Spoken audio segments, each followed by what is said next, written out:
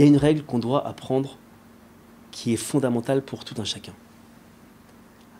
À écrire en gros au-dessus de notre lit, dans notre chambre, dans notre salon, ce que vous voulez.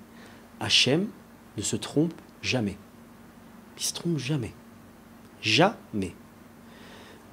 S'il nous a mis un nez comme ça, s'il a fait que je suis petit, gros, mince, que vous voulez, il ne s'est pas trompé. C'est déjà dans notre tête qu'on doit imprimer ça. On ne s'est pas trompé. Je vais aller même plus loin.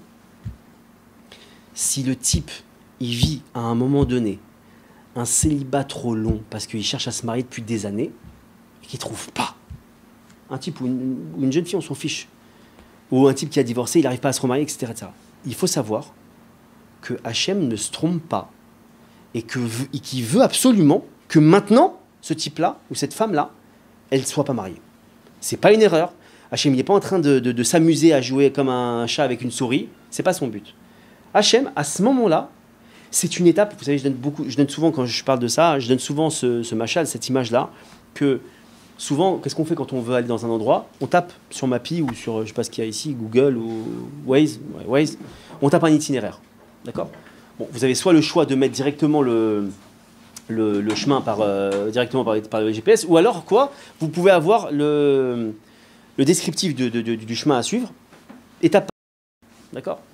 Maintenant, moi, je suis plus malin que Waze. Des fois, moi, je me dis, mais il va pas faire passer par là et par là, alors que cette petite rue-là, elle va beaucoup plus vite. Non, parce que lui, ce Waze-là, entre guillemets, on va comprendre qu'en vérité, c'est Hachem, qu'en vérité, ce Waze-là, au lieu de me faire passer par l'itinéraire que moi, j'ai choisi, il sait très bien que par là, tu dois passer parce qu'il y a un embouteillage que tu vas éviter et tu vas aller le plus vite possible.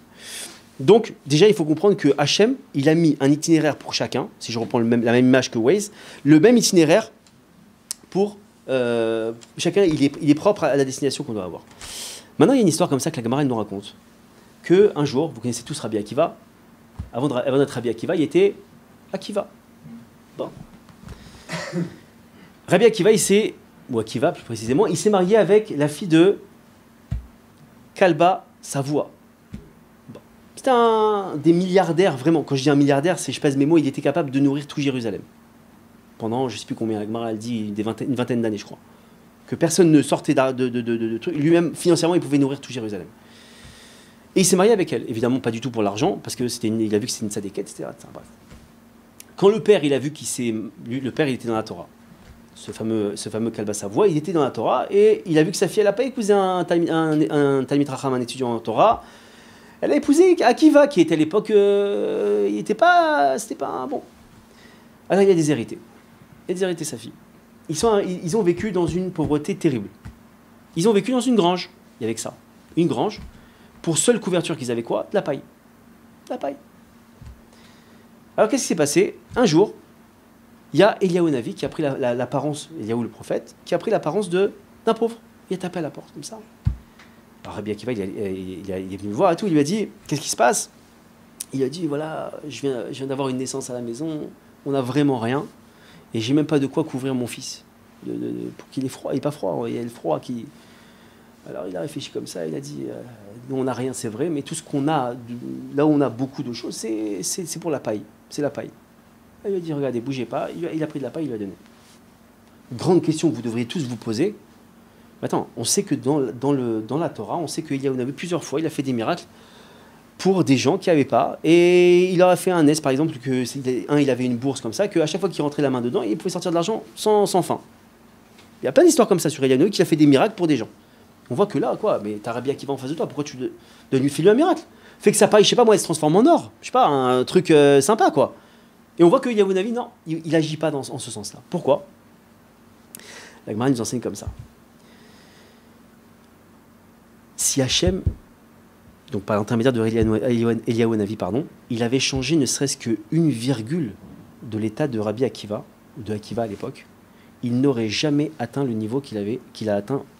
Et on connaît le niveau qu'il a atteint. Sachez que, juste pour information, Rabbi Akiva, après la mort de ses 24 000 élèves, on y est, on est encore dedans. Enfin, non, on a passé depuis la Gmomère, mais en tout cas, on est en plein dans la période. Il a repris 5 élèves qui ont remis à pied toute la Torah, dont Rabbi Shimon Bar Yochai au passage. Imaginez l'élève, donc imaginez le maître. Bref, et lui-même, c'était l'élève de Ish Gamzu. connaissez, bon, je ne vais pas refaire l'histoire de ça, mais en tout cas, vous imaginez le niveau de Merkava. Et si il avait agi, vous savez, c'est comme une trajectoire. Si on décale d'1 millimètre une fusée, par exemple, prenons la fusée, une fusée spatiale, une navette spatiale, si vous déviez d'un millimètre, c'est une catastrophe. Là, c'est la même chose. Donc, pour vous dire que Hachem, il sait à quel moment il doit donner et à quel moment il ne doit pas donner. Il y a des moments où on espère des choses. On veut se marier, on veut de l'argent, on veut, je sais pas moi, la réussite, ce que vous voulez. Il faut savoir que si Hachem ne donne pas, c'est pour notre bien du moment. Parce que c'est comme un type qui a besoin de faire griller du pain. Imaginez le type, il veut faire griller du pain, il a faim.